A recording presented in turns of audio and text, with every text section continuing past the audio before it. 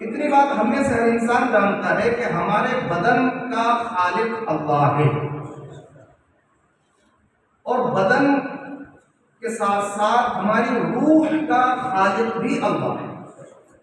ہمارے بدن کو پیدا کرنے والا بھی اللہ، اور ہماری روح کو پیدا کرنے والا بھی اللہ۔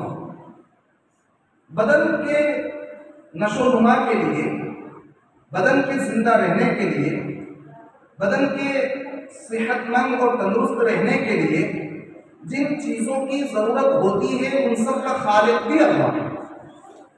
ہمارے بدن کو اللہ نے پیدا کیا، بدن کی جو ضرورتیں ہیں ان سب کو بھی اللہ تبارک و تعالیٰ نے پیدا کیا۔ زمین کو اللہ رب العزت نے غذاؤں کا گوڈاؤن بنا دیا۔ کھانے پینے کی ضرورتیں تھیں، اللہ تعالیٰ نے غلے اگا دیے، پھل اگا دیے۔ پینے کی ضرورتیں تھیں، اللہ رب العزت نے پانی کا بہترین انتظام فرما دیا۔ سائے کی ضرورت تھی، عقل اللہ تعالیٰ نے عطا فرمائی مکان بنانے کی، عقل سلیم عطا کی، اور ایسی چیزیں پیدا فرمائے کہ جن سے مکان بنانا ہمارے لیے آسان ہوتا ہے۔ ہمیں چلنے پھرنے کی ضرورت تھی، اللہ تعالیٰ نے راستے بنا دیے۔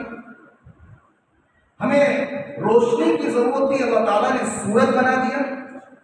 چھت کی ضرورت تھی، اللہ تعالیٰ نے آسمان بنا دیا۔ سورج سے ہم روشنی کا فائدہ بھی حاصل کرتے ہیں، اور سورج سے ہم گرمی کا فائدہ بھی حاصل کرتے ہیں۔ اللہ تعالیٰ نے بہترین چاند اور ستارے بنا دیے۔ چاند کی چاندنی سے پھلوں میں اللہ تعالیٰ نے مٹھاس بھر دی۔ ستاروں سے اللہ رب العزت نے جڑی بوٹیوں میں تاثیر اور خاصیت پیدا فرما دی، اور اور ستاروں سے ہی اللہ رب العزت نے ہماری ہڈیوں کی نلیوں میں گودا پیدا فرما دیا۔ ہمارے بدن کو اور بدن کی جتنی ضرورتیں تھیں اللہ رب العزت نے وہ سب پیدا فرما دی۔ اسی طرح ہماری روح کا خالق بھی اللہ تبارک و تعالیٰ ہے۔ اب جس طرح بدن کی کچھ ضرورتیں ہوتی ہیں، اسی طرح روح کی بھی کچھ ضرورتیں ہوتی ہیں۔ بدن کی ضرورتیں کھانے پینے کی چیزیں، انسان کے لیے کپڑا مکان، یہ ضرورتیں ہوا کرتی ہیں۔ روح کی جو غذا ہے اللہ رب العزت نے وہ غذا بھی پیدا فرمائی۔ روح کی غذا علم اور معرفت ہے۔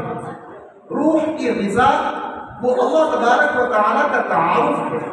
روح کی غذا خشیت اور خوف اور تقویٰ ہے۔ یہ اللہ تبارک و تعالیٰ نے ہمیں عطا فرمایا۔ تو روح کو پیدا فرمانے والا بھی اللہ، اور روح کی جو ضرورت کی چیزیں ہیں وہ بھی ہمارے لیے پیدا فرمانے والا اللہ۔ بخاری اور مسلم شریف کی حدیث میں آتا ہے، اللہ کے نبی آقا جناب محمد رسول اللہ صلی اللہ علیہ وسلم فرماتے ہیں، مثل ما بعثنی اللہ من الہدی والعلم کمثل الغیث الکثیر، کہ جس طرح بادل سے پانی برستا ہے اور اس سے ہماری بدن کی اور دنیا کی ضرورتیں پوری ہوتی ہیں، اسی طرح اللہ تبارک و تعالیٰ نے جو مجھے علم اور ہدایت دے کر بھیجا ہے وہ گویا کہ روح کی غذا ہے۔ اور اللہ رب العزت نے جو علم اور ہدایت آقا علیہ السلام کے ساتھ بھیجا، اس کی پھر آقا نے بڑی پیاری مثال ارشاد فرمائی کہ جیسے پانی برستا، کاشتکار لوگ بھی یہاں پر ہوں گے، پانی برستا ہے تو زمین تین طرح کی ہوتی ہے۔ پانی جب اللہ تعالیٰ آسمان سے برساتا ہے تو زمینیں تین طرح کی ہوتی ہیں۔ ایک قسم کی زمین وہ ہوتی ہے جو زرخیز ہوتی ہے، جو کالی مٹی ہوتی ہے۔ وہ زمین پانی کو اپنے اندر جذب کر لیتی ہے، وہ پیڑ پودوں کو اگاتی ہے، پھل پھول اگاتی ہے، جڑیں اس میں مضبوط ہوتی ہیں، تنے تن جاتے ہیں، برفبار لاتے ہیں اور لوگوں کی ضرورتیں پوری ہو رہی ہوتی ہیں۔ دوسری قسم کی زمین وہ ہوتی ہے کہ بارش برستی ہے تو وہ زمین خود کچھ اگاتی تو نہیں ہے، لیکن وہ پانی کو اپنے اندر سمو لیتی ہے، پانی کو اکٹھا کر لیتی ہے، جیسے تالاب، کنویں، ندیاں، نہریں، ڈیم، وہ گہری جگہ ہوتی ہے، پانی کو اپنے اندر اکٹھا کر لیتی ہے، وہ خود کو نہیں اگاتی ہے، لیکن جن کاشتکاروں کو پانی کی ضرورت ضرورت ہوتی ہے وہاں سے پائپ لائن کے ذریعے پانی لے جا رہے ہوتے ہیں، جن لوگوں کو پینے کی ضرورت ہوتی ہے وہاں سے لے جا رہے ہوتے ہیں۔ تو دوسری قسم کی زمین وہ ہو گئی جو پانی کو اکٹھا کر لیتی ہے، خود فائدہ نہیں اٹھا رہی لیکن اٹھانے والے یہاں سے لے جا رہے ہیں۔ اور تیسری قسم کی زمین آقا نے فرمایا کہ تیسری طرح کی زمین وہ ہوتی ہے جو چٹیل ہوا کرتی ہے، پتھریلی ہوا کرتی ہے، جیسے اونچی کوئی پہاڑی ہو، جیسے آپ کے یہاں پر پہاڑی مجھے نظر پڑی، ایسی جو زمین ہوتی ہے، پتھریلی جو زمین ہوتی ہے، تو ایسی زمین نہ تو خود زرخیز ہوتی ہے کہ کوئی ہریالی اگائے، سبزہ اگائے، اور نہ ہی پانی کو اپنے اندر اکٹھا کرتی ہے، بلکہ کتنی ہی بارش ہو جائے وہ پانی بہہ کر نکل جاتا ہے۔ آقا علیہ السلام نے بڑی پیاری مثال ارشاد فرمائی ہے کہ جس طرح یہ آسمان سے برسنے والے پانی کے اعتبار سے یہ زمین کی طرح کی ہوتی ہے، اسی طرح اللہ تبارک و تعالیٰ نے جو مجھے وحی کا پانی دیا، جو مجھے علم کا پانی دیا، جو مجھے ہدایت کا پانی دیا، جو مجھے خشیت اور خوف کا پانی دیا، جو یہ اللہ رب العزت نے مجھے چیزیں دے کر مبعوث کیا ہے، تو اس اعتبار سے بھی لوگوں کے دلوں کی زمین تین طرح کی ہو جاتی ہے۔ وحی کا جو پانی ہے، علم کا جو پانی ہے، جو آقا علیہ السلام لے کر آئے ہیں، تو اس پانی کے اعتبار سے لوگوں کے دلوں کی زمین بھی تین طرح کی ہوتی ہے۔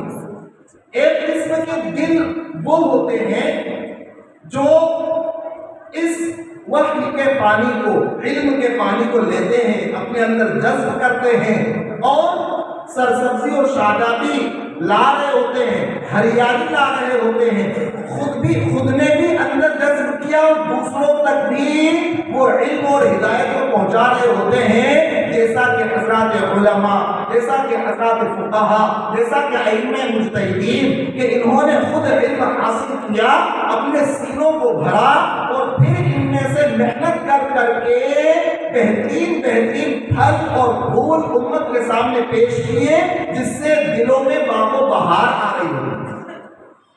دوسرے قسم کے لوگ یا دوسرے قسم کے دل وہ ہوتے ہیں جو اس علم اور ہدایت کے پانی کو اپنے اندر اکٹھا کر لیتے ہیں، خود اس سے مسائل نہیں نکال پاتے، لیکن کوئی بھی آتا ہے اور وہاں سے اپنے ظرف کے مطابق کوئی ایک ڈور، کوئی دو ڈور، کوئی بالٹی، دو بالٹی، کوئی زیادہ لے کر جا رہا ہوتا ہے، یعنی کہ محدثین جنہوں نے احادیث کو حفظ کیا اور اسی طریقے سے حفاظ کرام جنہوں نے قرآن پاک کو حفظ کیا کہ الفاظ کو انہوں نے اپنے سینوں میں محفوظ کر لیا، لیکن وہ مسائل سے واقف نہیں ہوا کرتے ہیں، مسائل کو ان سے نہیں نکال پاتے ہیں۔ اور تیسرے قسم کے لوگ، اللہ ہم سب کی حفاظت فرمائے، تیسرے قسم کے، جیسے تیسرے نمبر کی زمین چٹیل پتھریلی زمین ہوتی ہے، وہ پانی کو اپنے اندر جذب نہیں کرتی اور نہ ہی پانی کو اکٹھا کرتی ہے، تو اسی طریقے سے تیسری قسم کے دل وہ ہوتے ہیں کہ وہ علم اور ہدایت کو اپنے اندر آنے ہی نہیں دیتے، وہ علم اور ہدایت کے پانی سے سیراب خود کو بھی نہیں کرتے ہیں اور دوسروں کو بھی فائدہ نہیں پہنچا رہے ہوتے ہیں۔ میرے بھائیو، ہمیں یہ تیسرے قسم کی زمین بننے سے بچنے کی ضرورت ہے۔ پہلے دو نمبر میں سے کسی نہ کسی میں ہمارا نمبر آ جائے تو پھر سمجھو کہ اللہ رب العزت ہمیں بھی اور ہمارے ذریعے بھی لوگوں کو فائدہ پہنچائے گا انشاءاللہ۔ اب سمجھنے کی بات جو میں عرض کر رہا ہوں کہ اللہ تعالیٰ ہمارے بدن کا بھی خالق ہے اور اللہ تعالیٰ ہماری روح کا بھی خالق ہے۔ ہم اپنے بدن کو نہ تو پیدا کرنے والے ہیں اور نہ ہی ہم اپنے بدن اور روح کے مالک ہیں۔ یہ جسم اور روح اللہ تبارک و تعالیٰ نے ہمیں بطور امانت کے دیے ہیں۔ بدن کے ہم پیدا کرنے والے بھی نہیں اور بدن کے ہم مالک بھی نہیں ہیں۔ اگر ہم بدن کے مالک ہوتے، تھوڑا سا میں اس کو اور واضح کر کے سمجھانے کی کوشش کرتا ہوں کہ اگر ہم بدن کے مالک ہوتے تو بھائی آپ اپنے گھر کے مالک ہوتے ہیں، گھر میں کسی اور کا کوئی کچرا، کوئی کوڑا، کسی اور کا کوئی سامان آنے نہیں دیتے۔ آپ اپنے گھر میں کسی کا کوئی سامان نہیں آنے دیتے۔ کوڑا کچرا اگر چھوڑ کر باہر نکال دیتے ہیں۔ اگر ہم اپنے بدن کے مالک ہوتے تو اپنے بدن پر، اپنے جسم پر کبھی ہم بیماری آنے نہ دے سکتے، کبھی بخار ہم اپنے اوپر لاتے نہیں، کبھی پیٹ درد لاتے نہیں، کبھی کوئی سر درد لاتا بالکل نہیں، کبھی کوئی کڈنی پیشنٹ ہوتا بالکل نہیں۔ اندازہ لگائیے اگر ہم اپنے بدن کے مالک خود ہوتے تو ڈاکٹروں سے زیادہ بھوکا پیاسا کوئی نہ ہوتا۔ ارے بیچارہ ڈاکٹروں کا تو دھندا ہی ٹھپ ہو جاتا نا، ہم اپنے بدن کے مالک نہیں۔ لہذا اگر کوئی یہ کہے کہ میرا بدن میری مرضی، میرا جسم میری مرضی، میں جو چاہوں کروں، جب چاہوں اٹھوں، جب چاہوں سوؤں، میرا بدن میری مرضی، تو یاد رکھنے کی بات ہے کہ بدن کے ہم مالک نہیں ہیں، بدن کے ہم خالق نہیں ہیں، یہ اللہ کی امانت ہے۔ اسی طرح روح کے ہم مالک نہیں، روح کے ہم خالق نہیں ہیں۔ اگر ہم روح کے مالک ہوتے تو میں یہ کہوں گا کہ یہ جو پٹھاری ہے تو پٹھاری کے جتنے بھی راستے ہیں، پٹھاری کے جتنے بھی راستے ہیں، ان راستوں میں سے ہر راستے پر شاید آپ لوگ اپنے دو نوجوانوں کو لٹ دے کر کھڑا کر دیتے کہ دیکھنا یہاں پر ملک الموت کی انٹری نہیں ہونا چاہیے۔ کیوں بھائی؟ اس لیے کہ روح کے ہم مالک ہیں، تو ہم اپنی روح ملک الموت کے ہاتھوں میں کیوں دیں؟ ہماری روح ہے، پھر تو یقین مانیے کہ پٹھاری میں اور دوسرے شہروں میں بھی ہمیں تو شاید رہنے کی جگہ ہی نہیں مل رہی ہوتی نا، اس لیے کہ کوئی مرا ہی نہیں ہوتا، کسی نے اپنی روح ملک الموت کے حوالے کی ہی نہیں ہوتی۔ اب بات سمجھنے کی ہے کہ بھائی ہم اپنے بدن کے خالق نہیں، ہم اپنے بدن کے مالک نہیں، ہم اپنے روح کے خالق نہیں، ہم اپنی روح کے مالک نہیں۔ جب خالق اللہ ہے، مالک اللہ ہے، ہم اس کی مخلوق ہیں، ہم اس کے مملوک ہیں، تو اللہ تبارک و تعالی ہمارا حاکم بھی، وہ حاکم ہے، ہم محکوم ہیں، وہ خالق ہے، ہم مخلوق ہیں، وہ مالک ہے، ہم مملوک ہیں۔ جب حاکم وہ ہے تو حکم اس کا چلے گا، جب مالک وہ ہے تو ملکیت اس کی چلے گی، ہم اس کے غلام ہیں، ہم اس کے غلام ہیں۔ اس بات کو ہم تسلیم کرتے ہیں کہ ہم اللہ کے غلام ہیں، اللہ ہمارا مالک ہے۔ اور غلام کیسا ہوتا ہے؟ غلام کیسا ہوتا ہے؟ حکیم الاسلام قاری طیب صاحب رحمۃ اللہ علیہ نے لکھا ہے کہ ایک غلام سے پوچھا گیا، ایک آقا کا غلام تھا، اس غلام سے پوچھا گیا کہ بھئی ذرا یہ بتلاؤ کہ تم کھاؤ گے کیا؟ کھاؤ گے کیا؟ کہ جو میرا آقا کھلائے گا وہ کھاؤں گا۔ تم پیو گے کیا؟ کہ میرا آقا جو پلائے گا وہ پیوں گا۔ تم رہو گے کہاں؟ میرا آقا جہاں رکھے گا وہاں رہوں گا۔ سوؤ گے کب؟ میرا آقا جب سلائے گا سوؤں گا۔ اٹھو گے کب؟ جب میرا آقا اٹھائے گا اٹھوں گا۔ کام کیا کرو گے؟ میرا آقا جو کام بتائے گا وہ کام میں کروں گا۔ قاری طیب صاحب رحمۃ اللہ علیہ فرماتے ہیں کہ جب ایک غلام یہ کہے کہ میرا آقا جو کھلائے گا وہ کھاؤں گا، میرا آقا جو پلائے گا وہ پیوں گا، میرا آقا جو پہنائے گا وہ پہنوں گا، میرا آقا جہاں رکھے گا وہاں رہوں گا، میرا آقا جو کام بتائے گا وہ کام کروں گا۔ کہ تیری خواہش کیا؟ تیری امیدیں کیا؟ تیری آرزویں کیا؟ کہ میری اگر امیدیں، میری اگر آرزویں اور میری اگر خواہشیں ہوتی تو پھر میں خود آقا نہ ہوتا۔ میری خواہشیں اور میری تمنائیں اور میری آرزویں سب میرے آقا پر قربان ہیں۔ قاری طیب صاحب رحمۃ اللہ علیہ فرماتے ہیں جب ایک وہ غلام جو مجازی غلام ہے، ایک اس انسان کا غلام ہے جس نے کچھ روپیوں میں خریدا ہے، اس نے اسے پیدا نہیں کیا، حقیقی وہ اس کا مالک نہیں ہے، حقیقی وہ اس کا خالق نہیں ہے، حقیقی وہ اس کا حاکم نہیں ہے، پھر بھی ایک غلام اپنے آپ کو اپنے آقا پر اس طرح سے قربان کرے تو سوچنے کی بات یہ ہے کہ میں اور آپ، ہم میں سے ہر ایک اللہ تبارک و تعالیٰ کے غلام ہیں، ہم کیا کھائیں گے؟ اللہ تبارک و تعالیٰ نے کہا کہ یہ چیزیں حلال ہیں، ہم نے کہا ہم وہ کھا لیں گے۔ اللہ تعالیٰ نے کہا یہ چیزیں حرام ہیں، ہم نے کہا اللہ ہم نہیں کھائیں گے۔ اے اللہ تو ہمارا حاکم ہے، تو مالک ہے، تو جو کہے گا کہ یہ پینے کی چیزیں حلال ہیں، اے اللہ ہم وہ پیئیں گے۔ اے اللہ تو نے ہم کو جن کاموں کے کرنے کا حکم دیا، ہم غلام ہیں، ہم وہ کام کریں گے جن کاموں سے تم نے منع کیا، ان کاموں سے ہم رک جائیں گے۔ ذرا دیکھیے تو صحیح، حضرت ابراہیم خلیل اللہ علیہ السلام پارہ نمبر 1 میں اللہ تبارک و تعالیٰ کا فرمان ہے، اللہ تعالیٰ نے فرمایا اذ قال له ربه اسلم، جبکہ ابراہیم سے ان کے رب نے کہا اے ابراہیم مسلمان ہو جاؤ۔ کیا مطلب؟ حضرت ابراہیم مسلمان نہیں تھے؟ نعوذ باللہ، ارے نہیں وہ مسلمان تھے، وہ اسلام والے تھے۔ کیا مطلب پھر کہ حضرت ابراہیم کہہ رہے ہیں اسلمت للہ رب العالمین؟ مطلب یہ ہے کہ ابراہیم پورا مجھے سونپ، پورا آپ اپنے آپ کو میرے حوالے کر دو، جیسا میں تصرف کرنا چاہوں ویسا تصرف کروں۔ کیسا؟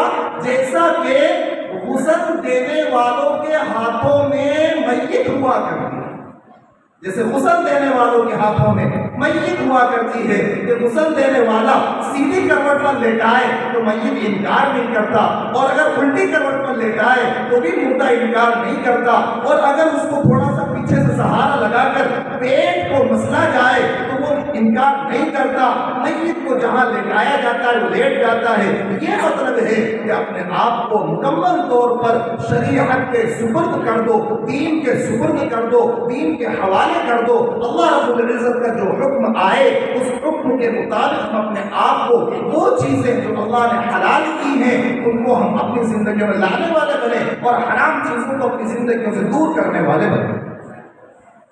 اللہ تبارک و تعالیٰ ارشاد فرما رہا ہے اے لوگو کلوا مما فی الارض حلالا طیبا، حلال اور پاکیزہ چیزیں کھاؤ، یعنی حرام سے بچو۔ آج کے دور میں بہت آسان انداز میں سمجھانے کی کوشش کر رہا ہوں۔ آج کے دور میں ہمارے مسلمان بھائیوں کے گھروں تک ایک نحوست پہنچی ہوئی ہے جسے سموہ کی نحوست میں کہوں گا۔ بہت سارا ہمارا جو مزدور طبقہ ہوتا ہے، بہت سارے ہمارے بھائی جو قرضے میں ڈوبے ہوئے ہوتے ہیں، بہت سارے ہمارے گھرانے جو حالات سے دوچار ہوتے ہیں، وہ کئی مرتبہ ایسا ہوتا ہے کہ سموہ لے لیتے ہیں، قرضوں پر قرضے چڑھتے چلے جاتے ہیں اور وہ اس میں ڈوبتے چلے جاتے ہیں۔ نوبت یہاں تک پہنچتی ہے کہ گھر کی خواتین کو اپنی عزتیں تک داؤ پر لگانی پڑ جاتی ہیں۔ یہ ایک حقیقت ہے جس کا انکار نہیں کیا جا سکتا۔ آپ اندازہ لگائیے کہ سموہ مردوں کو نہیں دیا جاتا، عورتوں کو دیا جاتا، عورتوں کو دیا جاتا ہے۔ باقاعدہ ان کے number, phone number, mobile number ان کے وہاں موجود ہوتے ہیں، ان کی آمد و رفت گھروں تک ہوا کرتی ہے، دہلیز تک نہیں بلکہ بسا اوقات کچن تک اور چولہے تک ان کی آمد ہو جایا کرتی ہے۔ کبھی آپ ہوتے ہیں، اکثر و بیشتر آپ نہیں ہوتے ہیں، تو میرے بھائیوں یہ جو سموہ کی نحوستیں ہیں، ان نحوستوں سے اپنے آپ کو نکلنے کی ضرورت ہے۔ اب یہ کیسے نکلیں گے؟ نکلیں گے کیسے؟ اس کے لیے میں مالدار طبقے سے گزارش کروں گا کہ مالدار طبقے کو چاہیے کہ وہ کچھ فنڈ اکٹھا کریں، وہ اپنے ضرورت مند بھائیوں کو قرض دے۔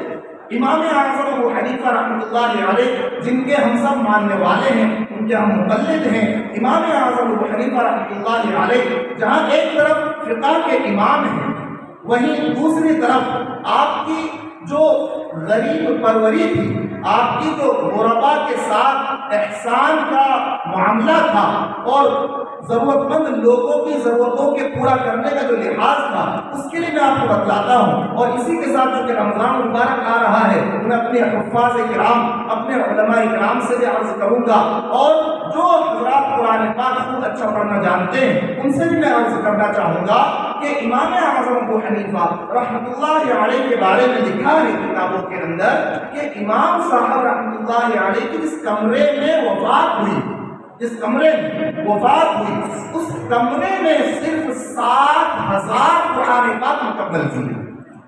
باقی جو اور دکان پر، کارخانے میں، راستوں میں، مسجد میں چلتے پھرتے جو قرآن پاک پڑھے وہ الگ۔ جس کمرے میں آپ کی وفات ہوئی اس میں آپ نے 7,000 قرآن پاک ختم فرمائے۔ یہ امام اعظم ابو حنیفہ رحمۃ اللہ علیہ کے بارے میں آپ کو بتلاؤں کہ امام صاحب رحمۃ اللہ علیہ بڑے زبردست تاجر بھی تھے، اور تاجر کا مطلب یہ نہیں کوئی ایک دو دکان ہو، بلکہ آپ کے بہت سارے کارخانے، مل ہوا کرتے تھے جہاں کپڑا تیار کیا جاتا تھا۔ امام اعظم ابو حنیفہ رحمۃ اللہ علیہ کی مالداری کا اندازہ آپ اس سے لگائیے کہ جب امام صاحب رحمۃ اللہ علیہ کی وفات ہوئی تو آپ کا جو خزانہ تھا اس میں سے جب پیسہ دیکھا گیا، نکالا گیا اور اس کو گنا گیا تو کتنا روپیہ پیسہ تھا؟ لکھا ہے کہ 56 کروڑ روپیہ اس میں موجود ہے۔ 56 کروڑ روپیہ امام اعظم ابو حنیفہ رحمۃ اللہ علیہ کے پاس تھا۔ روپیہ پیسہ کمائے، لیکن کیسے کمائے؟ امام صاحب کی زندگی سے میں آپ کو وہ بھی بتلاتا ہوں، اور خرچ کرے تو کیسے خرچ کرے وہ بھی بتلاتا ہوں۔ امام اعظم ابو حنیفہ رحمۃ اللہ علیہ جن کی وفات کے وقت میں 56 کروڑ روپیہ، آج کل تو 56 انچ کے سینے پر لوگ بڑا فخر کر رہے ہوتے ہیں، 56 کروڑ روپیہ ان کے خزانے میں موجود تھا۔ تو امام صاحب رحمۃ اللہ علیہ کا یہ ایسا خزانہ خرچ کہاں ہوتا تھا؟ امام اعظم ابو حنیفہ رحمۃ اللہ علیہ کے یہاں پر پورے کوفہ کی جتنی بیوہ خواتین تھی، جتنے یتیم بچے تھے، جتنے فقراء، مساکین اور ضرورت مند لوگ تھے، ان میں سے ہر ایک کا نام فہرست میں لکھا ہوا تھا۔ امام صاحب کے یہاں فہرست تھی، اس فہرست میں ہر ایک کا نام لکھا ہوا تھا، اور بس اتنا ہی نہیں بلکہ امام اعظم ابو حنیفہ رحمۃ اللہ علیہ کے یہاں پر ہر ایک کون کتنی عمر کا ہے، کس کو کتنا کپڑا لگتا ہے، اس کی نقدی کیا ہے، کرتے میں کتنا کپڑا لگتا ہے، کیا اس کی نقدی ہے، شلوار میں کتنا کپڑا لگتا ہے، اس کی نقدی کیا ہے۔ امام اعظم ابو حنیفہ رحمۃ اللہ علیہ کے یہاں پر پوری فہرست تیار تھی اور سب کے نام لکھے ہوئے تھے، اور امام صاحب نے حکم دے رکھا تھا کہ بھئی جوان، بزرگ، بچے، ان سب کے نام کے کپڑے سیے جائیں، اور خواتین ہیں تو ان کے مناسب حال کپڑے وہ تیار کیے جائیں، اور عید کی صبح ہوتی تھی اور ہر ایک ضرورت مند، فقیر، مسکین، محتاج، یتیم، بیوہ، اس کے گھر پر نئے کپڑے سلے سلائے پہنچ جاتے تھے۔ وہ کہا کرتے تھے، یہ یتامہ، یہ مساکین، یہ فقراء یہ کہا کرتے تھے کہ صرف امیروں کی عید نہیں بلکہ امام اعظم ابو حنیفہ کی برکت سے ہم غریبوں کی عید بھی امیروں جیسی۔ یہ سخاوت تھی، اور بس اتنا ہی نہیں بلکہ یہ جو فقہ حنفی ہے جس کے نتیجے میں ہمارے لیے شریعت پر چلنا بہت آسان ہے، امام اعظم ابو حنیفہ رحمۃ اللہ علیہ تقریباً 50 علماء اور مشائخ کی پوری ٹیم تھی جو بیٹھتے تھے اور ایک ایک ہفتے ایک ایک مسئلے پر بحث کرتے تھے، اور پھر چھن چھنا کر وہ مسئلہ منقح ہو کر تیار ہوتا تھا، پھر اس مسئلے کو لکھا جاتا تھا۔ 20 جلدوں میں فقہ حنفی تیار ہوا ہے، اور یہ جو 50 لوگوں کی ٹیم تھی جس میں امام یوسف بھی، جس میں امام محمد بھی، اور جس میں امام ظفر بھی اور دیگر ائمہ اور مشائخ بھی، یہ جو تھے تو کسی کی 500 کسی کی 1000 تنخواہ، یہ ساری کی ساری تنخواہ امام اعظم ابو حنیفہ رحمۃ اللہ علیہ کے خزانے سے جایا کرتی۔ تقریباً 1 لاکھ روپے ماہانہ جو تنخواہ بڑھتی تھی وہ امام اعظم ابو حنیفہ رحمۃ اللہ علیہ کے یہاں سے بڑھتی۔ اور قرض کے معاملے میں جس پر مجھے یاد آیا میں بتا رہا ہوں کہ امام صاحب سے کئی لوگ قرض لے لیا کرتے ہیں، قرض لے لیا کرتے ہیں، ضرورت ہوا کرتی تھی، قرض لے لیا۔ اب جب قرض لیا تو اب کچھ لوگ تو وہ ہوتے تھے جو وقت پر چکا دیتے تھے، کچھ ایسے ہوتے تھے جو ٹال مٹول کر رہے ہوتے تھے، کچھ لوگ ایسے بھی ہوتے ہیں جن کی نیت نہیں ہوا کرتی دینے کی۔ یاد رکھیے میرے بھائیوں، میں نے جو آیت شریفہ پڑھی ہے اس کے ضمن میں جو میں باتیں عرض کر رہا ہوں وہ ہم اپنے معاشرے کی اصلاح سے متعلق باتوں کو سنیں اور سمجھیں اور عمل میں لائیں۔ قرض کا معاملہ اتنا سنگین ہے، اتنا سنگین ہے۔ حضرت حکیم الامت مجدد الملت حضرت تھانوی رضی اللہ عنہ نے در مختار کے حوالے سے ذکر فرمایا ہے کہ اگر کسی پر 3 پیسوں کا قرض رہ گیا، 3 پیسوں کا، زیادہ بھی نہیں، 3 پیسوں کا قرض اگر کسی کے ذمہ رہ گیا اور وہ مر گیا تو کل قیامت کے دن اسے 3 پیسوں کے بدلے 700 مقبول نمازیں دینا پڑیں گی۔ 3 پیسوں کے بدلے 700 مقبول نمازیں۔ اول تو نمازیں پڑھنے کی توفیق کم ہو پاتی ہے اور پھر نماز بھی مقبول ہو، اسی لیے تو آقا نے فرمایا کہ جانتے ہو میری امت کا مفلس کون؟ صحابہ نے تو عرض کیا کہ وہ جس کے پاس نہ روپیہ ہو، نہ پیسہ ہو، نہ درہم نہ دینار ہو۔ آپ نے فرمایا نہیں، میری امت کا مفلس وہ جو کل قیامت میں بہت ساری نیکیاں لے کر آئے لیکن حقوق العباد ڈنڈیاں مارے۔ تو اس لیے میرے بھائیو، اگر کسی کا قرض ہمارے ذمہ ہو تو ہمیں ادا کرنے کی فکر ضرور رکھنا چاہیے۔ باقی جگہوں پر خرچ کرنے میں ہم ذرا ہاتھ کو تنگ کر لیں لیکن قرض کو سب سے پہلے ادا کرنے والے بنیں گے انشاءاللہ۔ امام اعظم ابو حنیفہ رحمۃ اللہ علیہ سے کئی لوگ قرض لے جائیں گے۔ ایک شخص نے ضرورت کے موقع پر 20,000 کا قرض لیا، جو مدت بتلائی تھی وہ مدت پوری ہو گئی، قرض اس نے دیا نہیں۔ اب جب وقت اوپر ہونے لگا تو وہ امام اعظم ابو حنیفہ رحمۃ اللہ علیہ سے کترانے لگا، ذرا نظریں چرانے لگا۔ امام صاحب ادھر جا رہے ہیں، وہ گلی میں کسی اور گلی میں نکل جائے، اگر دیکھے کہ بھئی امام صاحب کی نظر نہ پڑ جائے وہ کہیں اور چھپ جائے، یہ اس کا معاملہ تھا۔ ایک مرتبہ امام اعظم ابو حنیفہ رحمۃ اللہ علیہ کی نظر پڑی کہ وہ جس سے میرا قرض لینا ہے وہ سامنے سے آ رہا ہے۔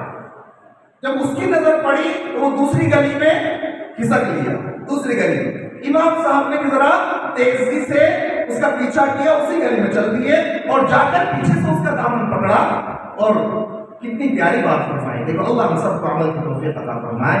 امام صاحب رحمۃ اللہ علیہ نے فرمایا، او میرے بھائی، اگر تیرے پاس قرض چکانے کے لیے پیسہ نہیں ہے تو ایک پائی مت دے۔ اگر تیرے پاس قرض چکانے کے لیے پیسہ نہیں ہے تو ایک پائی بھی مت دے، لیکن تعلقات تو ختم مت کر۔ تعلقات روپیے پیسے سے بڑھ کر تو نہیں،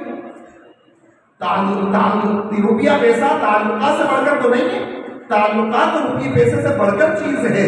لیکن آج میرے بھائیوں ہمارا معاملہ یہ ہو گیا ہے کہ روپیے پیسے کو ہم نے تعلقات، رشتہ داریوں سب سے آگے کر دیا۔ روپیے پیسے کے خاطر ہم اپنے بھائی، اپنے چچا، اپنے ماموں، پھوپھا، خالو اور اپنے رشتہ دار اور اپنے پڑوسی سب سے تعلقات ختم کرنے کو تیار ہو جاتے ہیں۔ امام صاحب رحمۃ اللہ علیہ فرما رہے ہیں کہ تعلقات بڑی چیز ہے، روپیہ پیسہ چھوٹی چیز ہے، تیرے پاس ادا کرنے کو کچھ نہیں ہے تو ایک پائی بھی مت دے۔ یہ امام اعظم ابو حنیفہ رحمۃ اللہ علیہ۔ اس لیے ہمیں بھی جو مالدار طبقہ ہے وہ یہ ترتیب بنائے کہ فنڈ اکٹھا کرے اور فنڈ اکٹھا کر کے یہ جو مزدور طبقہ ہے، جو سموہ لے لیتا ہے، کسی سے بیاج پر پیسہ لے لیتا ہے، اور اللہ معاف کرے کہ بسا اوقات ہمارا مسلمان بھائی ہوتا ہے اور وہ جوئے اور سٹے تک پہنچ جاتا ہے۔ وہ یہ سوچتا ہے کہ شارٹ کٹ میں مالدار بن جاؤں گا، شارٹ کٹ میں، اور بسا اوقات ایسا ہوتا ہے کہ وہ جن کو جوئے کی، سٹے کی، تاش پتی کی اور پٹو کی لت لگ گئی ہوتی ہے نا، تو کبھی کبھی ایسا بھی ہوتا ہے کہ امام صاحب سے پوچھ رہے ہوتے ہیں کوئی وظیفہ ہو تو بتلاؤ نا ذرا کہ خواب میں نمبر آ جائے۔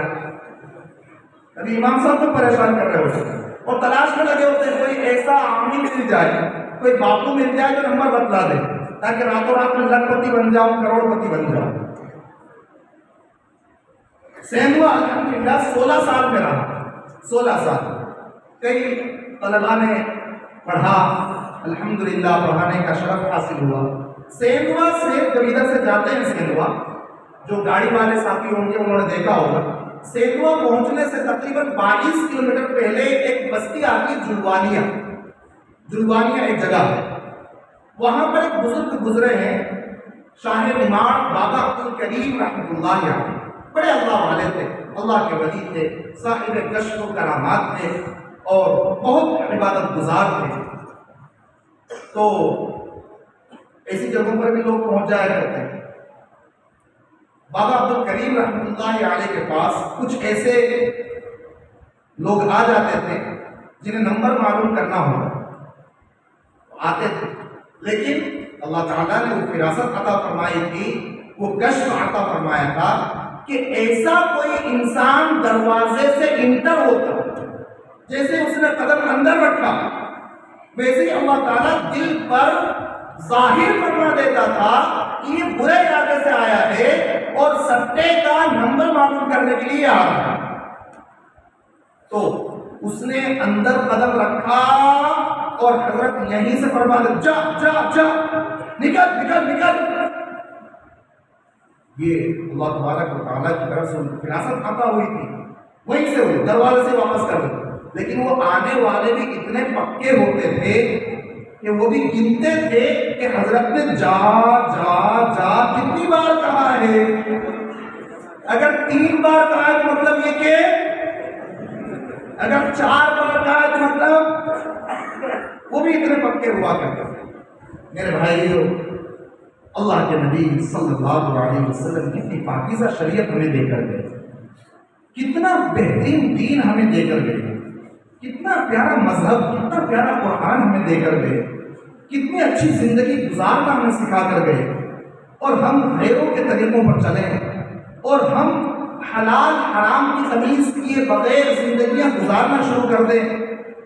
اللہ کے نبی صلی اللہ علیہ وسلم سے ایک صحابی حضرت سعد بن وقاص رضی اللہ تعالیٰ عنہ نے گزارش کی، ہم میں سارے انسان چاہتا ہے کہ بھئی ہماری ہر دعا قبول ہو، ارے چاہتا ہے کہ نہیں، ادھر یوں ہاتھ اٹھائیں ادھر دعا قبول ہو جائے۔ ایسے لوگ جن کی ہر دعا قبول ہوتی ہو، ایسے لوگوں کو مستجاب الدعوات کہا جاتا ہے۔ کیا کہا جاتا ہے؟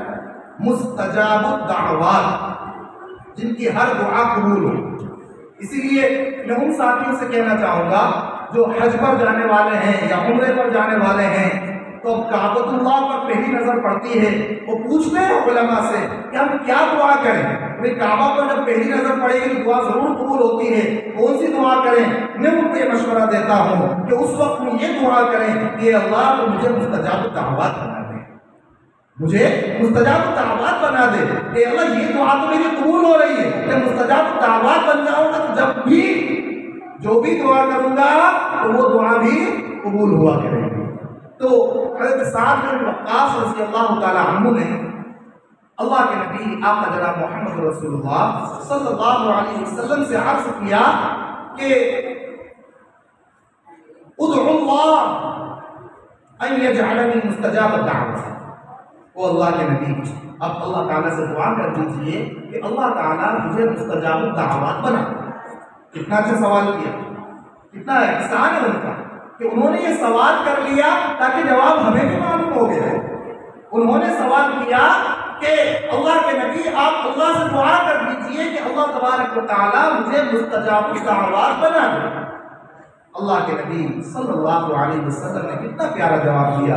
آقا علیہ السلام نے فرمایا کہ سعد طیب مطعمک تکن مستجاب الدعوات۔ سعد بن وقاص، تم اپنی غذا، اپنی خوراک، اپنا کھانا حلال اور پاکیزہ رکھنا تو مستجاب الدعوات بن جاؤ۔ بننا چاہتے ہیں نا ہر ایک مستجاب الدعوات؟ ارے بننا چاہتے ہیں کہ نہیں؟ بننا چاہتے ہیں سب؟ تو آج سے پکا ارادہ کرتے ہیں کہ بھئی حرام کمائی سے مکمل طور پر بچیں گے انشاءاللہ، حلال کمائی کھائیں گے، حرام سے مکمل بچیں گے، نہ سود لیں گے نہ سود پر دیں گے، نہ سود لیں گے نہ سود پر دیں گے۔ کتنی سخت بات آقا جناب محمد رسول اللہ صلی اللہ علیہ وسلم نے فرمائی ہے کہ ایک لقمہ حرام کا اگر جسم میں پیٹ میں جائے گا تو 40 دن تک عبادتیں قبول نہیں ہوگی۔ رمضان آئے گزر جائے، روزے آئے گزر جائے، افطار کے وقت دعائیں کر رہے گزر جائے، سحری کے وقت دعائیں کر رہے گزر جائے، لیکن کھانا جب حرام کا ہے، آقا علیہ السلام نے یوں فرمایا، نہیں سفر کی حالت میں، جبکہ مسافر کی دعا قبول ہوتی ہے، سفر کی حالت میں ہے اور سفر کی حالت میں رہتے ہوئے پراگندہ حال پراگندہ بات رہتے ہوئے یا رب او پروردگار اے میرے رب، اس طرح سے دعا کر رہا ہو، لیکن اس کا کھانا حرام، اس کا لباس حرام کا، اس کا پینا حرام کا، تو پھر فَأَنَّىٰ يُسْتَجَابُ لَهُ، اس کی دعا کہاں سے قبول ہو سکتی؟ اس لیے میرے بھائیوں، اپنے آپ کو حرام کی کمائیوں سے مکمل طور پر بچاؤ۔ جب حلال کمائی اندر جائے گی تو پھر اس کی برکتیں کیسی ظاہر ہوں گی؟ دیکھو میں آپ کو اس کی ایک مثال پیش کرتا ہوں۔ دیوبند میں ایک پڑھے لکھے تو نہیں تھے لیکن بڑے اللہ والے شاہ جی عبداللہ انہیں کہا جاتا۔ یہ پڑھے لکھے نہیں تھے لیکن ذکر کرنے والے، علماء سے تعلق رکھنے والے، مشائخ سے تعلق رکھنے والے بڑے صاحب نسبت اور صاحب دل انسان۔ انہوں نے اپنے گزر بسر کا جو سامان کر رکھا تھا وہ یہ کہ یہ گھاس کھودتے تھے، گھاس کاٹتے تھے اور اس کی گٹھی بنا کر بیچتے تھے۔ انہوں نے بھاؤ اپنا فکس کر رکھا تھا، کوئی بھی موسم ہو، سردی گرمی برسات جو بھی ہو، لیکن یہ شاہ جی عبداللہ یہ اپنی گٹھی بیچا کرتے تھے 6 پیسوں میں۔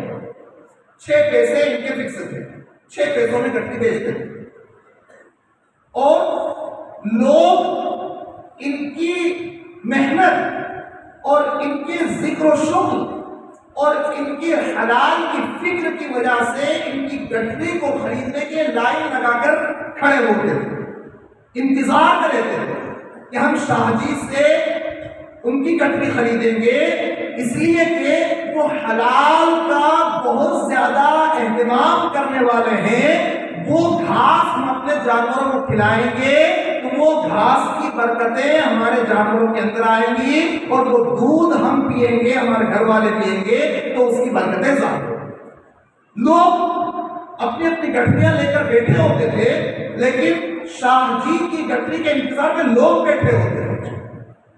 6 پیسوں میں گٹھی بیچتے تھے۔ اب یہ 6 پیسوں کی ترتیب کیا ہوتی تھی کہ 2 پیسے، اچھا جو جس نے گٹھی پر پہلے ہاتھ رکھ دیا شاہ جی نے کہنے میں گٹھی دے دی، 6 پیسے لیے، 2 پیسے فوراً وہ پیسوں کے چھٹے کراتے تھے، اور پیسوں کے چھٹے کرا کے وہیں پر جو بھی فقراء مساکین غربا ہوتے تھے 2 پیسے صدقہ کرتے تھے۔ 6 پیسوں میں سے 2 پیسے فوراً صدقہ، 2 پیسوں کا اپنے گھر کے لیے سامان لے جاتے تھے، کرانے کا سبزی وغیرہ کا سامان لے جاتے تھے، اور باقی جو 2 پیسے بچتے تھے ان 2 پیسوں کو جمع کر کے رکھتے تھے۔ سال بھر میں یہ ہوتے تھے 6-7 روپئے، کیلکولیٹ کر لینا، سال بھر میں 6-7 روپئے بنتے تھے۔ اب یہ جو 6-7 روپئے اکٹھے ہوتے، اس سے دیوبند دارالعلوم دیوبند کے جو اساتذہ اکرام، جو وہاں کے ذمہ داران، وہاں کے مشائخ نظام، حضرت مولانا قاسم نانوتوی رحمۃ اللہ علیہ، حضرت مولانا یعقوب صاحب رحمۃ اللہ علیہ، اور اسی طرح سے حاجی امداد اللہ مہاجر مکی رحمۃ اللہ علیہ جب وہاں سے تشریف لاتے تو ایسے جو ہمارے اکابرین تھے دارالعلوم دیوبند کے، جو اکابرین علماء اکرام ہوتے تھے، سال میں 1 مرتبہ ان کی دعوت کرتے تھے، 2 پیسے یومیہ اکٹھے کرتے، سال میں 6-7 روپے اکٹھے ہوئے، اور سال میں 1 مرتبہ دارالعلوم دیوبند کے اساتذہ اور ذمہ داران کی دعوت فرماتے تھے۔ حضرت مولانا یعقوب صاحب رحمۃ اللہ علیہ جو دارالعلوم دیوبند کے صدر المدرسین تھے، ہیڈ ماسٹر تھے، تو وہ فرماتے ہیں کہ شاہ جی کی دعوت کا ہمیں پورے سال انتظار رہتا تھا۔ شاہ جی کی دعوت کا ہمیں پورے سال انتظار رہتا تھا، کیوں؟ اس لیے کہ جس دن ہم شاہ جی کی دعوت کا کھانا کھاتے تو وہاں سے 40 دن تک ہم اپنے دلوں کے اندر عجیب قسم کی نورانیت محسوس کرتے، طبیعت خود رغبت کرتی کہ نماز پڑھیں، تلاوت کریں، دعائیں کریں، اللہ کے سامنے روئیں۔ پتہ یہ چلا کہ جب انسان کے اندر خون حلال کمائی سے تیار ہو رہا ہوتا ہے تو پھر دل میں بھی نور اور سرور حاصل ہو رہا ہوتا ہے، نیک اعمال کی جانب طبیعت خود بخود چل رہی ہوتی ہے بلکہ دوڑ رہی ہوتی ہے، اور اس کے برخلاف جب انسان کی کمائی حرام ہوتی ہے تو پھر اندر ظلمت اور تاریکی محسوس ہوتی ہے، انسان کی طبیعت نیک مجلسوں سے گھبراتی ہے، مسجد میں آنے کا من نہیں کرتا، پھر گناہوں کی جانب طبیعت جاری ہوتی ہے اور بدکاریاں وجود میں آ رہی ہوتی ہیں، نہ نظریں محفوظ ہوتی ہیں نہ شرمگاہیں محفوظ ہوتی ہیں۔ پھر جب یہی اسی طرح کی کمائی بیوی بچے کھا رہے ہوتے ہیں تو یقین مانیے کہ یہ بچے نافرمان ہو رہے ہوتے ہیں، پھر بد نظریوں کے شکار ہو رہے ہوتے ہیں، پھر اولاد ایسی ہوتی ہے کہ ماں باپ خود سوچ رہے ہوتے ہیں کہ ایسی اولاد سے تو بے اولاد ہونا ہی اچھا ہے۔ وہ نوجوان بچے، نوجوان بچیاں وہ ایسے ہوتے ہیں کہ راتوں کو دیر رات تک کہیں ٹہل رہے ہوتے ہیں، بچیاں ہیں، اور جب حرام کمائی سے ان کی پرورش ہوئی ہے تو وہ دیر رات تک موبائل پہ لگی ہوئی ہیں، کہیں وہ سوشل میڈیا پر لگی ہوئی ہے، کہیں کسی سے چیٹنگ پہ لگی ہوئی ہے، اور کہیں ناجائز تعلقات میں مبتلا ہو رہی ہوتی ہیں، بچے ہیں، اور یہ بچے جب ناجائز اور حرام کمائی سے ان کی پرورش ہوئی تو پھر معاملہ یہ ہوتا ہے کہ پھر ان سے ناک میں دم ہوتا ہے، اور پھر یہ طرح طرح کی حرکتیں نہیں بلکہ کانڈ کر رہے ہوتے ہیں۔ نوجوانوں سے میں کہنا چاہوں گا، نوجوانوں سے کہنا چاہوں گا، اے نوجوانوں، اللہ تبارک و تعالیٰ نے تمہیں نوجوانی کی نعمت عطا فرمائی ہے، تمہارے ہاتھوں ہے، تمہارے ہاتھوں میں، یا تو یہ نوجوانی کو 2 ٹکے میں بیچ دو، اس نوجوانی کو برباد کر ڈالو، تباہ کر ڈالو، ماں باپ کے ناک میں دم کر ڈالو، محلے اور پڑوس والوں کو پریشان کر ڈالو، اپنے رشتہ داروں کو پریشان کر ڈالو، ذلیل و رسوا کر ڈالو، ماں باپ کی عزت کا لحاظ نہ کرو، دین اور شریعت کا پاس و لحاظ مت کرو، اللہ اور رسول کے عشق سے دور ہو جاؤ، یا تو اس طرح کے نوجوان بن جاؤ، اور یا پھر دوسرے ایسے نوجوان بن جاؤ کہ جب راستوں میں چلو تو لوگ مثال دیں کہ یہ فلاں کا بیٹا ہے، ماں باپ کو تم پر فخر ہو، ماں باپ تمہیں دیکھیں تو اپنے دل میں خوشی محسوس کریں، بغیر اجازت کے گھر سے کہیں جاتے نہ ہوں، اور زیادہ سے زیادہ وقت نیک مجلسوں میں تمہارا گزرتا ہو۔ سنو نوجوانوں، وہ ابوبکر صدیق رضی اللہ تعالی عنہ وہ بھی جوان تھے، تقریباً 38 سال کی عمر میں ایمان لے کر آئے تھے، لیکن کیسے یار غار بنے کہ ثانی اثنین اذ ہما فی الغار، اللہ تعالیٰ نے ان کا تذکرہ فرمایا، اور آقا نے کہا کہ سب کے احسان کا بدلہ میں چکا دیا، میں نے چکا دیا، سب کے احسان کا بدلہ دے دیا، لیکن ابو بکر کے احسان کا بدلہ تو اللہ دے گا۔ میں اگر کسی کو خلیل بناتا تو ابو بکر کو خلیل بناتا، لیکن میرا خلیل تو اللہ ہے۔ یاد رکھو نوجوانوں، حضرت عمر بن خطاب رضی اللہ تعالیٰ عنہ بھی جوان تھے، تقریباً 28 سال کی عمر میں وہ ایمان لے کر آئے ہیں، اور انہوں نے قیصر اور کسریٰ کو فتح کیا ہے، اور جو باطل پرست تھے ان کے ہوش اڑا دیے ہیں۔ وہ عمر تھے جنہوں نے کہہ دیا کہ جس کی ماں نے دودھ پلایا ہے وہ آ جائے، جسے اپنی بیوی کو بیوہ کرنا ہو، بچوں کو یتیم کرنا ہو، آ جائے۔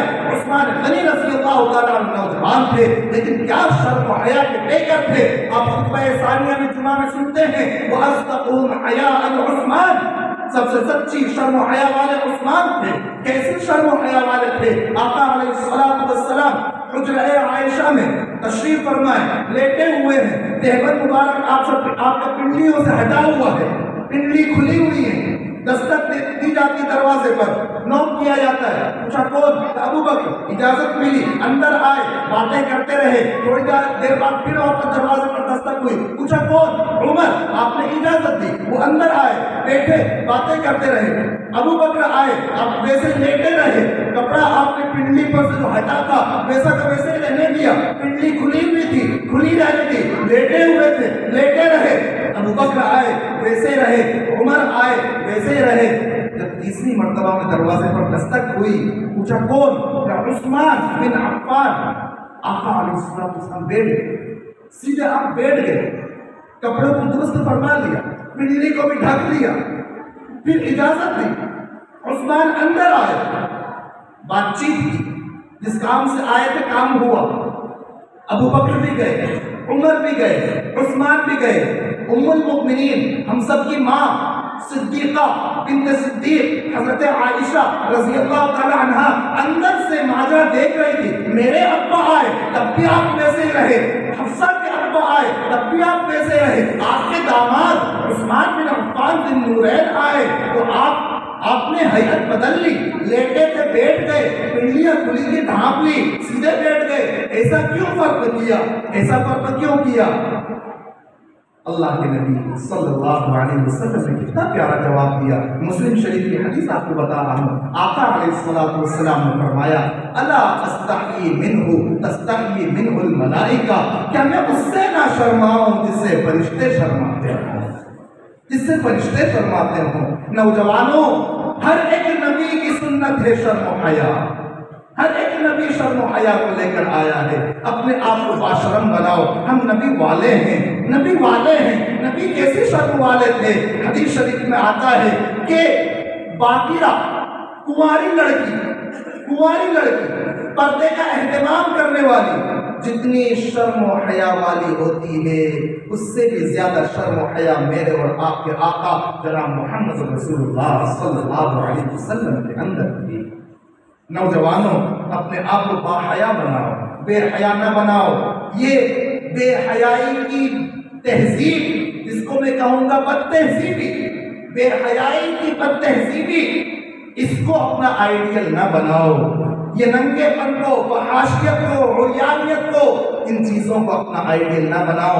بلکہ یہ دیکھو، ابو بکر بھی جوان تھے، عمر بھی جوان تھے، عثمان بھی نوجوان تھے، حضرت علی رضی اللہ تعالیٰ عنہ بچپن میں ایمان لائے ہیں، اور انہوں نے اپنی نوجوانی اور اپنی ساری زندگی دین پر لگائی ہے.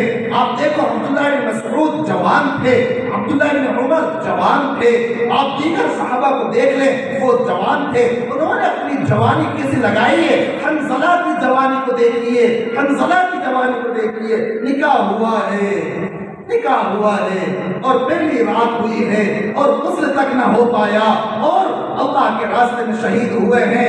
غسیل الملائکہ انہیں کہا جاتا ہے کہ فرشتوں نے انہیں غسل دیا ہے. اے نوجوانوں، یا تو 2 ٹکے میں اپنی جوانی کو بدنام اور برباد کر ڈالو، یا پھر یہ کہ ایسا جوان بناؤ کہ فرشتے کے آسمانوں پر عش عش کرے، وہ کہیں کہ یہ پٹھاری کے جوان ہیں، یہ اپنی نظروں کو نیچا کر کے چلتے ہیں، شرمگاہوں کی حفاظت کرتے ہیں، یہ جوئے سکتے سے دور ہیں، حرام کاری سے دور ہیں، حرام خوری سے دور ہیں، یہ کسی کو تکلیف نہیں پہنچاتے. یہ اپنے آپ کو امن اور سلامتی کا پیغام لے کر چلنے والے نوجوان ہیں. یہ بیواؤں کا سہارا بننے والے نوجوان ہیں، یہ یتیموں کے سروں پر ہاتھ رکھنے والے نوجوان ہیں، یہ غریبوں کی ضرورتوں میں کام آنے والے نوجوان ہیں، یہ بیماروں کی عیادتیں کرنے والے جوان ہیں، یہ بوڑھوں کا سہارا بننے والے جوان ہیں، یہ ہر کسی کے دکھ میں کام آنے والے جوان ہیں، یہ اللہ کے گھر کو بھی آباد کرتے ہیں اور اسی کے ساتھ ساتھ لوگوں کے کام بھی آتے ہیں. یہ ایک طرف اللہ کے اوامر کا پاس و لحاظ کرتے ہیں اور دوسری طرف اللہ کی مخلوق پر شفقت کرتے ہیں. اللہ تبارک و تعالیٰ کو ایسے نوجوان بڑے پسند ہیں. شاب نشأ فی عبادت اللہ، جو اللہ کی مان کر اللہ تبارک و تعالیٰ کی اطاعت کرتے ہوئے جوانی گزارے، تنہائی میں بھی گناہ سے بچے. او میرے نوجوان دوستو، میں کیا بتلاؤں، تباہی اور بربادی کے منصوبے بنائے جا چکے.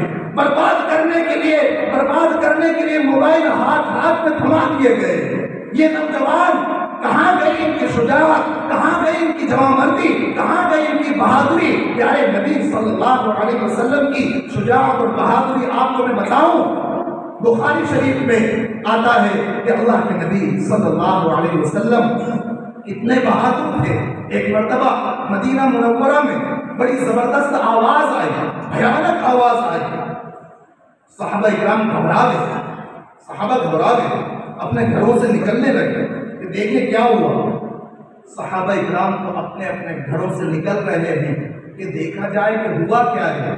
اور اللہ کے نبی آقا جناب محمد رسول اللہ صلی اللہ علیہ وسلم پورے مدینے کا چکر لگا کر، راؤنڈ لگا کر تشریف لے آئے اور فرمایا کہ لم تراعوا، ارے ڈرنے گھبرانے کی کوئی ضرورت نہیں ہے، کوئی خوف کی بات نہیں ہے، میں سب دیکھ کر آ رہا ہوں.